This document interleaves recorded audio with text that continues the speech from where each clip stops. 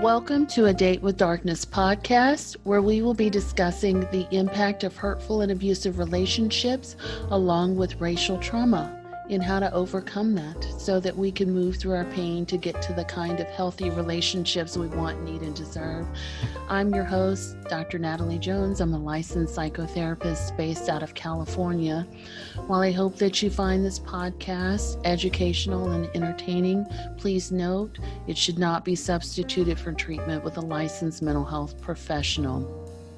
Some of the information presented on this podcast is sensitive in nature and may be triggering to some of my listeners, so listener discretion is advised. Hello and welcome to the show. I hope that all of you are staying safe. We are now in the height of the epidemic of COVID-19. So hopefully you are all quarantining as much as possible by staying at home.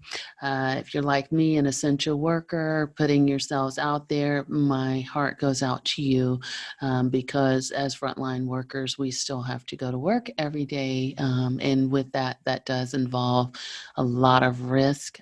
So please stay safe and take care of yourselves, both mentally and physically and emotionally, spiritually, as much as possible. Thank you so much for tuning in today. Today's guest is Janina Fisher. She is a licensed psychotherapist, and today I have her on to talk about somatic psychotherapy. Basically, how we hold stress and trauma in the body and how we can start to let go of those things. And I think this is a valuable conversation because what a lot of people don't know is even with relationship stress and trauma, our body holds that stuff in. It's the reason why we have very valuable people like massage therapists, Reiki, and other forms of touch therapy that can help to release that. But our body does, in fact, remember a lot of the things that we go to, and it holds on to that in so many different ways. So this is such a valuable discussion. So without further ado, here is Janina Fisher.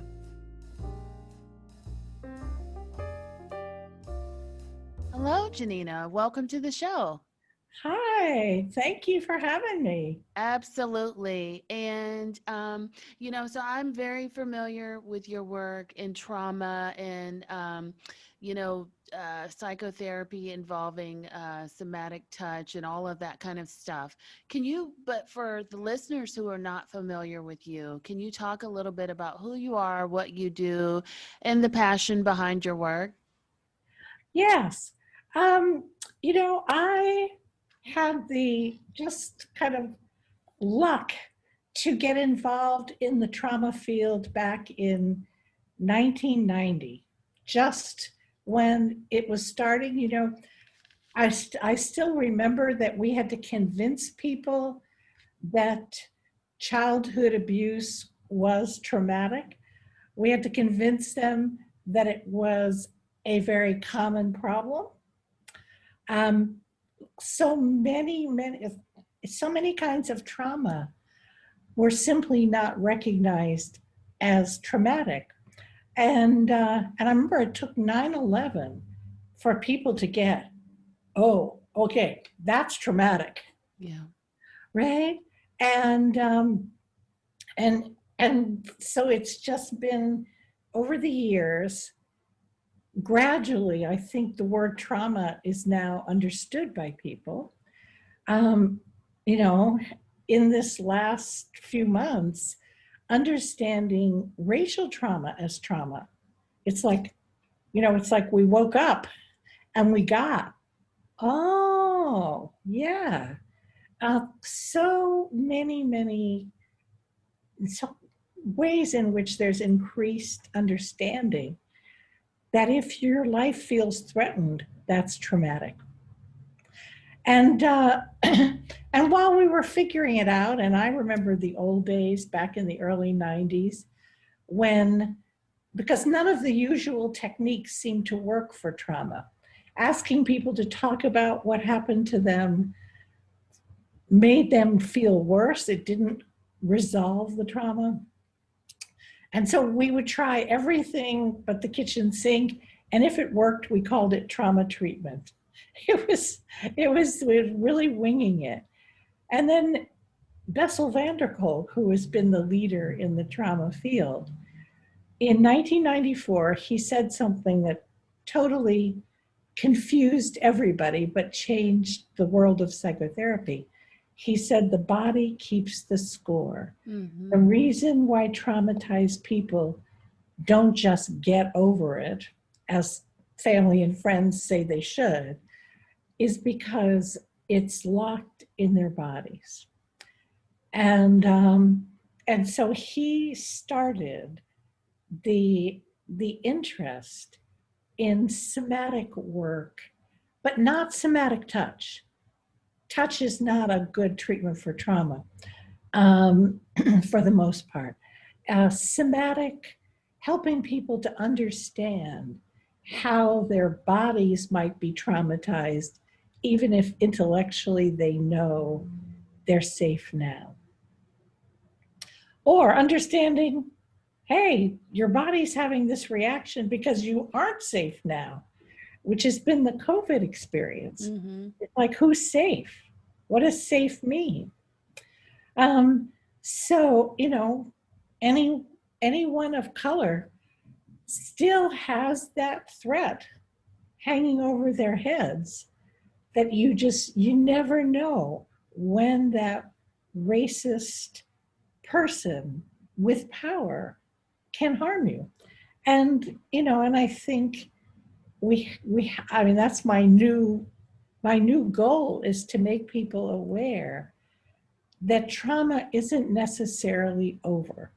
It depends on who you are, where you live. It depends on things like a COVID virus, which threatens all of us. Mm-hmm. Mm-hmm. Absolutely. And I feel like trauma is a big word, or a little word with a big meaning. Can you talk a little bit about what that means when we say trauma? Right. Thank you for asking that. Yes. Thank you. Because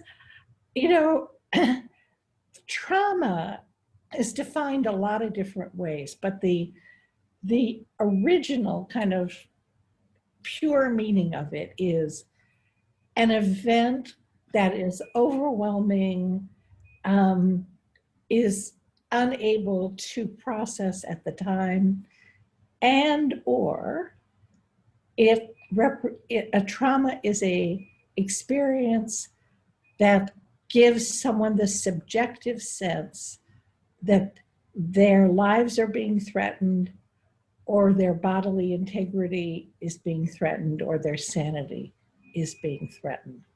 So you don't have to be objectively at life threat to be traumatized. You have to have the experience of I'm going to be killed. This is it. And, especially with domestic violence, child abuse, a 2-year-old doesn't know, oh, your dad's going to beat you until he's done, but you're going to live through it, right? At the moment, a 2-year-old is going to feel like this is it. It takes, I think even any of us, if I walked out of my home right now and I were attacked, I would feel like, well, this is it, I'm done. So it's events of that magnitude.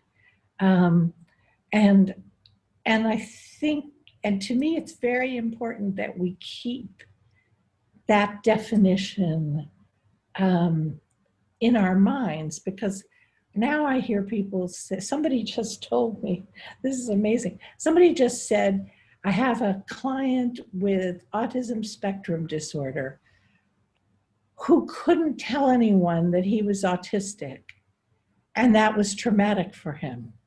And I'm thinking, how's that a threat to your life? I mean, it sounds horrible. I feel for the young man, but it's not traumatic. Yeah. Right? Yeah.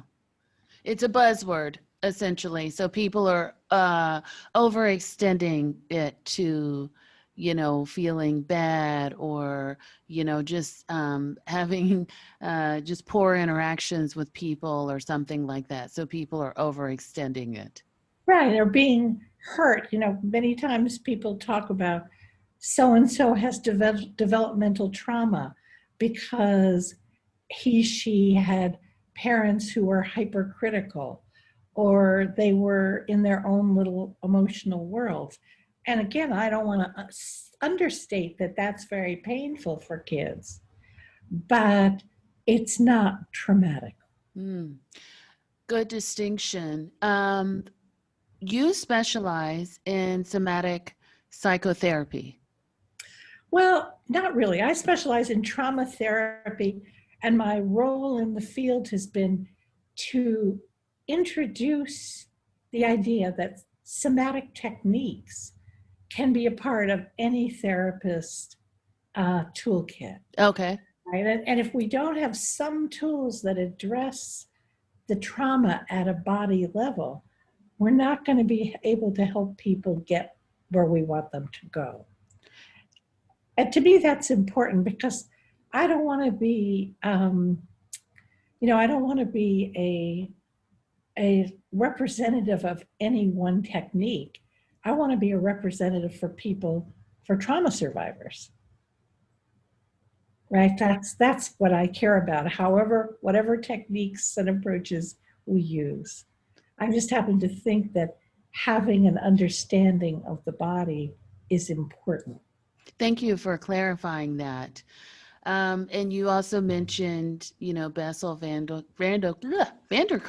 I know. And I know it's like but you also talked about how the body keeps the score, and it, basically how the body physically retains the trauma. Can you talk a little bit about that, about I guess the mechanics or the inner workings behind that and why our body does that? Well, nobody's absolutely certain, but it seems to be clear that the brain prioritizes survival above all else, and therefore so does the body, which makes sense because we wouldn't be here if survival were not a priority in our genetic makeup. And that if we've been traumatized, the brain and therefore the body become highly alert to anything that even remotely is connected to a threatening traumatic experience. So, many people these days are talking about, if I walk out, if I get in my car and I see somebody without a mask, I'm like freaked out. And it's really what they're saying is my body gets freaked out because it's like danger, danger, red alert, somebody without a mask. Or where did I go? Oh, I went to CVS to get my flu shot, and everybody was wearing masks, but many people were walking around as if they'd never heard of social distancing. I can relate. Yeah, it's like, hello, where have you been on Mars? Right? And I could feel my alarms going off. Mm-hmm. So, we're all aware that, for example, people who have a history of childhood sexual abuse become really, really anxious around males or whatever gender the aggressor was, and so of course all of that is there, but also very, very subtle things, things like having to wait. So you go to the doctor. you have an appointment with somebody and you're sitting there waiting. And for them, their bodies start to go crazy because in the mind of the body, waiting is associated with waiting for something traumatic to happen. Mm. All kinds of situations trigger the body to these traumatic responses. And so the idea that we all get told on television, in books, that you just tell the story and it will be over. I remember seeing some character on a TV show say, just tell your story and it will be over. And I'm like wanting to yell at the TV and say, no, it's not going to be over. And so it isn't that it's bad to tell the story of what happened. Sometimes that's very important. But we keep being told that's the answer. And the answer is actually we have to change our body's reactions to whatever is triggering. And we have to change also the reaction of the body to memory. Mm. I mean, it doesn't mean that people have to remember everything they ever went through, because that's a lot for many, many people. Mm-hmm. But we have to use techniques that allow people to remember without suffering all over again. When you think about trauma, is that possible? That you could do that without, you get what I'm trying to say. Yeah, I know. It does seem, it seems like a Mount Everest to climb, doesn't it? Mm-hmm. I'm very hopeful. I think that's one of the things that, the trauma field doesn't depress me. It actually gives me hope for mankind, because we do have, like plants and animals, we have this ability to heal inside us. We're born with it. And so I believe it's possible. And actually, I'm a proponent in the field. I'm kind of a spokesperson for the belief that trauma recovery shouldn't have to hurt. Mm. Right? And this idea that you have to go through it all again to recover is really hard for me to swallow. It feels like an injustice. Like, you really mean that people have to suffer all this and then they have to relive it to get better? No, I'm not accepting that. So I've always been in search of ways that help people heal, that don't hurt so much. And what have you found to be the answer to that? Well, I think I wrote my first book called Healing the Fragmented Selves of Trauma Survivors, about an approach that I developed for helping people relate to their painful emotions and their kind of trauma responses as wounded child selves. It's an approach really designed for people with childhood trauma, which can be of lots of different kinds. But I have to say, as I say that, I can think of people whose trauma came more in young adulthood, who also find it helpful. And so when you relate to the trauma response or to the painful emotion as the emotion or reaction of a young part of you, it's like creates a distance between the part of you that is not wounded and the part that is. Mm. Because, because we all, God willing, we all survive trauma, and we have years of non-traumatic experiences, hopefully. And so it's like using the part of the mind that has experienced safety to help the part of the mind that is still in the frightening, painful world of trauma. So I happen to like that way of working because it's very self-compassionate, which is very hard for trauma survivors. Mm-hmm. Self-compassion is one of the hardest things. In fact, most of my clients are like, don't you talk about self-compassion to me. But somehow they can have compassion for that little wounded child, or even that wounded teenager that they once were. It's really interesting. Mm. So that's a very gentle healing approach.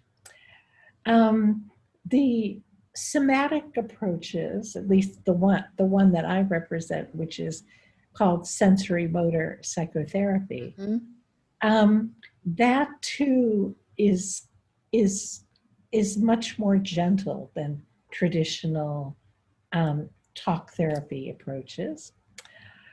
And then I just wrote a book which is called Transforming the Living Legacy of Trauma. That's really a workbook for survivors to work on their healing themselves, because it's very hard to find good therapy, as you probably and your listeners probably can attest, right? Mm-hmm. Right? And then the problem, the financial challenges of therapy can be hard. Fewer and fewer therapists take insurance anymore. Very few therapists have specialty training in trauma. And I always say, if you're going to go to a cardiologist for your heart, go to a trauma specialist for your trauma. Because the average therapist doesn't have that specialty training. Mm. Mm. So I wrote this book in order to create a way for people to work on their own trauma, or really their own trauma responses, not on what happened, but on how it's affecting them. And I hope, and it has a lot of trauma education, because I believe that if you understand Mm-hmm. the reactions, it's much easier to deal with them than when you feel like, I'm going crazy. Either the world is going crazy, or I'm going crazy, or both. I agree. And I was watching one of your presentations, and you had talked about, kind of our posture, and maybe how we stand, or we kind of hold our head down when we're ashamed and we don't even know it. So definite, like, neuro-linguistic type of stuff. And I was just wondering, can you talk a little bit more about, kind of what that posturing means, and how that sort of develops, where that comes from, and how we can learn to maybe sort of realign our bodies to be more loving and self-compassionate and confident to a certain degree? Well, it's interesting because everybody's body, reflects genetics in part. Sure. Because, everybody says, oh, you look just like your mom, you look just like your dad. But our bodies also change in response to environment. Mm. So if you're raised in a family where you're supposed to be seen and not heard, you start to make yourself smaller, and you don't make eye contact because, because that's disrespectful, right? And so when you do this, I'm just doing it right now, is what happens is there's a lot of tension. So it isn't just the posture, it's the tensions. And so if I'm all tense and I'm making myself small, imagine I go into, well, of course, none of us are going into a work situation now. We're all on Zoom. But, if I'm with other people and somebody puts me down, I'm not going to have any way to respond. People who survived by being very compliant and just letting it all, kind of like we'd call it surviving by submitting, right? They tend to get a very collapsed posture because it's easier to submit if you have no energy. If your backbone can't hold you up, it's easier to submit. And again, these patterns develop as a result of repeated trauma, or even repeated, childhood experience, because you can have traumatic submission, right? I better do what I'm told or I'll be killed. Or you can have, I better submit or I'll be rejected, which is also scary for kids. It's not traumatic, but so we can learn these patterns either way. We can, if we're supposed to be tough, we come from a family that expects everybody to be tough, right? And it's the kind of family that if you're bullied, you get bullied by your parent and told, well, did you fight? Right? Because there's no such thing as being a victim in certain families. So, so then you tend to get people whose posture is kind of like ready to fight. And you see them and you think, okay, I'm not going up against this person. Right? Right? So we can do lots of things with posture. I can even do it with people who are in this kind of fight posture. I can say, because usually if someone in this fight posture comes to therapy, they've usually been sent by a wife, a girlfriend, or a mother. And they told that, that they're being disrespectful. And so I say, well, actually, I have a little trick for you. If you want your mother, your wife, your girlfriend to think you're respectful, then just relax your body 10%. When something irritates you, just relax your body, like just 10%. Because whatever you say is going to sound nicer. It's going to sound more respectful. I can't tell somebody who's like this to relax because that's going to simply make them angry. With people who have a lot of shame and a lot of hopelessness, I love to teach them to lengthen the spine. I have to teach them lengthen the spine from the lower back up.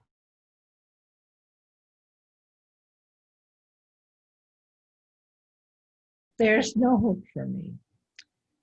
And their posture is like this. The posture supports the belief. Because right this minute, I don't feel hopeless at all. But if I say I'm hopeless, I feel a weight on my shoulders. It's kind of like deflating. I'm hopeless. And if I lengthen my spine and I say, I'm hopeless. It actually sounds kind of ridiculous Mm. because in this posture, it's harder to feel hopeless. Yeah, that sounds pretty simple, just to kind of lengthen your spine, and that kind of helps you to uh, feel more confident. Right. Or if I'm angry, and I'm sure many of our listeners, I mean, we're human, so we get angry at the people we love, um, even though we don't want to be angry at the people we love. So, especially with children, um, if I feel angry and I relax my shoulders before I express it, it's going to communicate better than if I just let it rip. Right? So we can use the body to get across our message, right? Because when we get mad at people, we're not doing it to make them mad. We're doing it to ask them to change, right? We're not doing it to be a problem. Sensitive to the people who are not in safe environments. So, the other thing that I often teach people, I can teach kids, I can teach adolescents, I can teach domestic violence victims, Mm. to use their bodies as a resource, right? Because, kids are kind of trapped in whatever family they're in until they're old enough to create their own homes. Same with teenagers. We know victims of domestic violence are often trapped in their circumstances. So I teach people things like um, using their arms to create an imaginary boundary all around them. And what that does when you do it, right? It's a little hard to demonstrate on Zoom, right? So you imagine kind of you're drawing with your hands and arms a bubble all the way around yourself. And it's funny because I'm just doing it to demonstrate it. But as I'm doing it, I'm noticing that I feel kind of more air Mm. inside, more space inside. So what it does, so with kids, I would say, oh, I'm going to teach you a way to protect yourself when your dad yells at you. And it's going to be a secret. Nobody will know it except you. And so I teach them this technique. And then we talk about, where can they do their boundaries? Like, they go in the bathroom and create the boundary, Mm-hmm. go outside and create the boundary. Um, because that's going to give them more of a sense of having a safe space inside, even if there's an angry parent outside. And, you know, and we can, I could teach a victim of domestic violence how to deliberately go like this, in the kind of shame posture. Wow. Wow. Um, Lengthening the back or um, or tightening the legs. So, if you're going like this, most people see the shame posture. They don't notice that you're standing, that you're standing straight and strong. Mm. So it's a way to give someone in an unsafe situation ways of using the body to have a sense of strength. Okay, I'm doing the shame thing now, but but I'm not letting you crush me. Nice. Right? Nice. Yeah, that's nice. I like that idea. Um, and those are what you're describing, very intimate violations. You're talking about, where someone was aggressed against, usually in the home or another setting. In the beginning, though, you brought up some of the more global stuff that we're going through, such as, the racial upheaval, the pandemic, and things like that. What are some things that you can recommend for people that are kind of going through these global incidences of high stress? Right. I actually just finished a webinar series with two other therapists from New York who are of color, and on implicit bias and racial trauma. Yes. And one of our biggest messages, which really is a message for white people, is, if even one person in this whole world wants to kill you, that's traumatic. And people of color experience an environment in which any policeman might want to kill them, where there is a sense that the danger is out there, it's lurking. It's like COVID.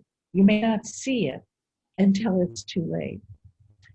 So that was a very big message, because I don't think that people get that racism is traumatic. It's not just unpleasant. And now you're frozen again. Did I freeze? So what I was saying is that I think many people, most white people, and even many people of color, don't realize that having people out there that want to kill you that you can't see until it's too late, that's a traumatic threat. That's like being in a country at war, where there are people out there with guns, and you just don't know if you're going to be the next person shot. So many of the techniques I'm talking about are good for microaggressions too. Like, especially, I think microaggressions in work settings are particularly problematic. And so, for the sake of the job, it can be, you've got the conflict between, I want to keep this job, but I don't want to be treated this way. I don't want to be threatened and disrespected. So things like bowing the head while tensing your legs is very useful in the workplace. Lengthening the spine. I love to do this, because in audiences, there's almost always what I call an assassin.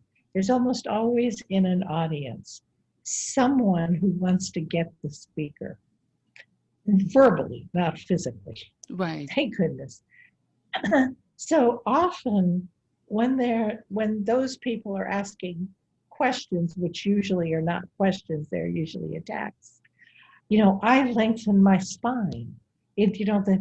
So many people may have seen on Facebook or on the internet the power pose, where you put your hands on your hips and you lengthen your spine. I can do that imaginatively. I could be smiling and being, a good speaker, and I could be imagining this, right? Right. This is our body. Boundary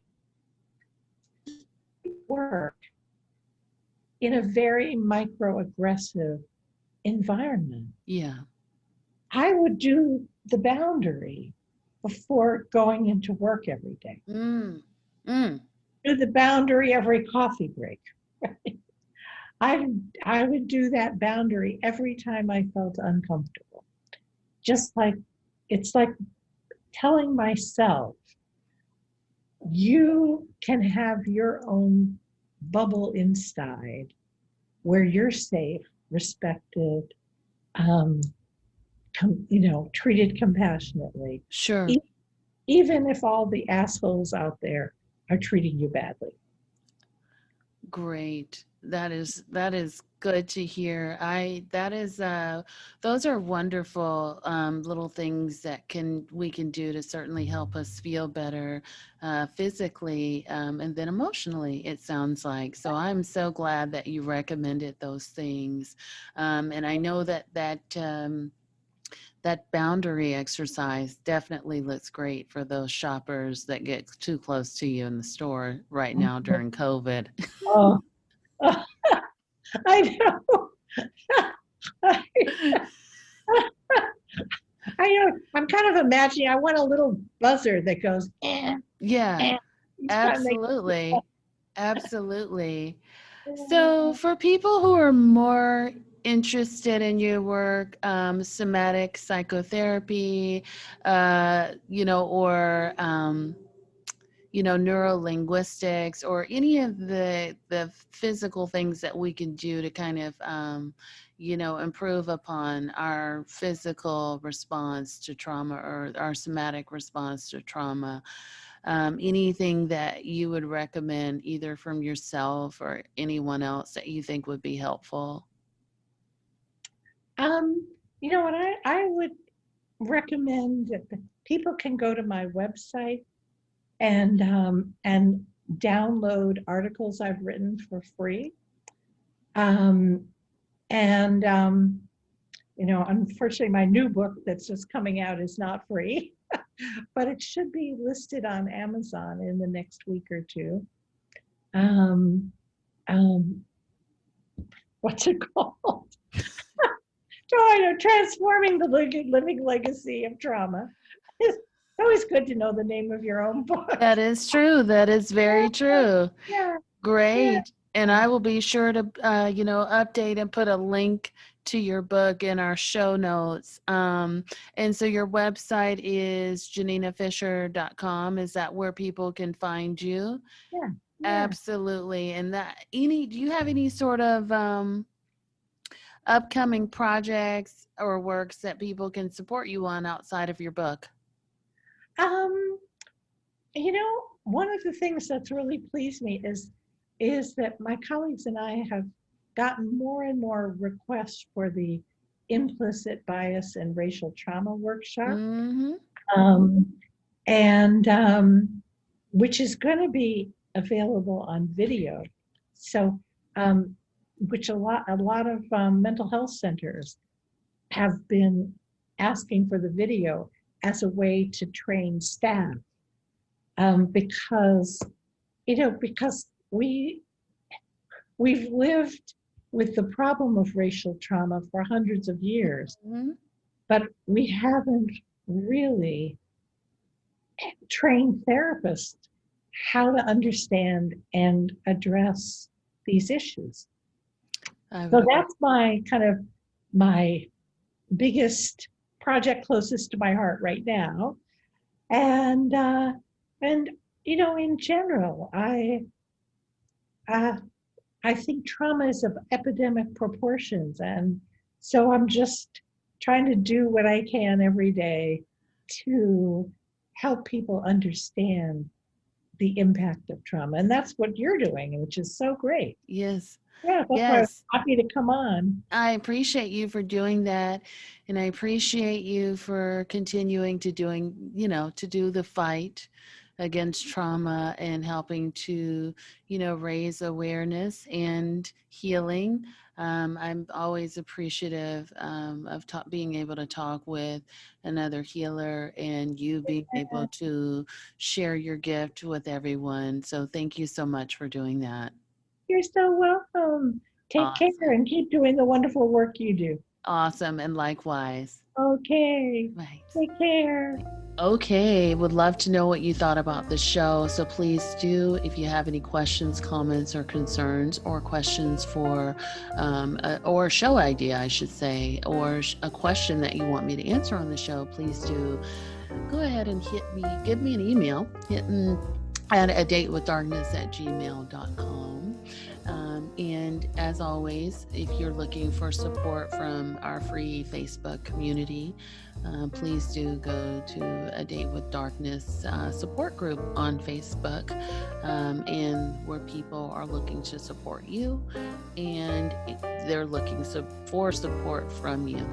Can't talk today. I'm not sure what's happening.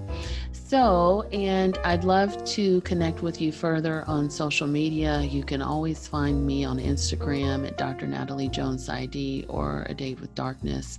And until next time, please be sure that you are staying safe, you are taking care of yourself, and you're following the precautions.